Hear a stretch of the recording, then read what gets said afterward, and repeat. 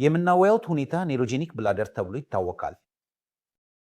አሁን ኔሮጄኒክ ብላደር ሲባል ብላደሩ በመሰረቱ መደበኛ ነው፣ ግን በእውነቱ የሚከሰተው ነገር እነዚህ ህፃናት ከልደታቸው ጋር በመደበኛው አይነት የማይሆኑ የጀርባ አጥንት እና ነርቮች ጉዳት ይዞ ይወለዳሉ። ወይም በልደት ጊዜ የጀርባ አጥንቱ ክፍት ነው፣ ይህም ማይሎሜኒንጎሴል ተብሎ ይጠራል።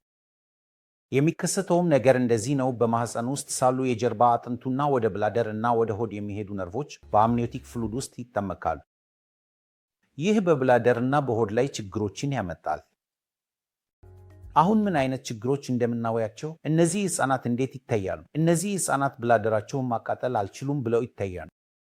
እንዲሁም በተደጋጋሚ የሚያስከትሉ የሽንት መንገድ በእንቅስቃሴ የሚያቋርጡ በነፃ የሆኑ በእጅጉ ከፍተኛ ትኩሳት የሚከተሉ የሽንት መስጫ አቅም መጣል የማይችሉ በሆነ ሁኔታ ይታያሉ። ይህም ለህፃኑም ሆነ ለወላጆቹ በጣም የሚያስጨንቅ ነው። በኔሮጄኒክ ብላደር በሽታ ውስጥ የምናደርገው ከበርቱ ነገሮች መካከል የቪዲዮ ዩሮዳይናሚክ ጥናት ተብሎ የሚታወቀውን ማድረግ ነው። የቪዲዮ ዩሮዳይናሚክ ጥናት በጣም ልዩ የሆነ ጥናት ሲሆን ብላደሩ ሲሞሉ ምን እንደሚደረግበት ይነግርሃል።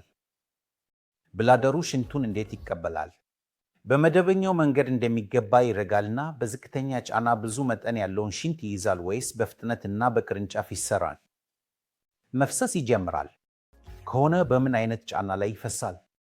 ሽንቱ ወደ ኩላሊት ወደ ኋላ ከተመለሰ ይህንን የተቃራኒ ፍሰት ቬስኮዩሬቴሪክ ሪፍላክስ ብለን እንጠራዋለን። በምን አይነት ጫና ላይ ይሆናል?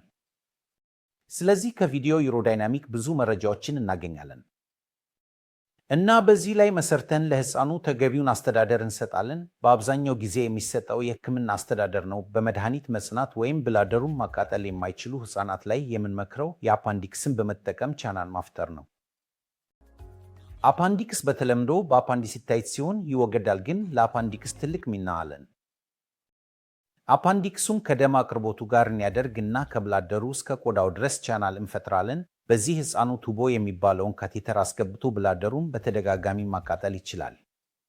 ይህን ግን ንጹህ የድጋጋሚ ካቴተሪዜሽን ብለን እንጠራዋለን።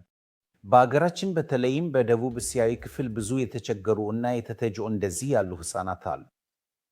ስለዚህ የእነዚህ ህፃናት እንክብካቤ ብዙ ትኩረት የሚፈልግ ሲሆን እኛም እንደ ሶስተኛ ደረጃ የህፃናት ዩሮሎጂ ማመላለሻ ክፍል ይህን አገልግሎት ማቅረብ በጣም ደስ ይላናል።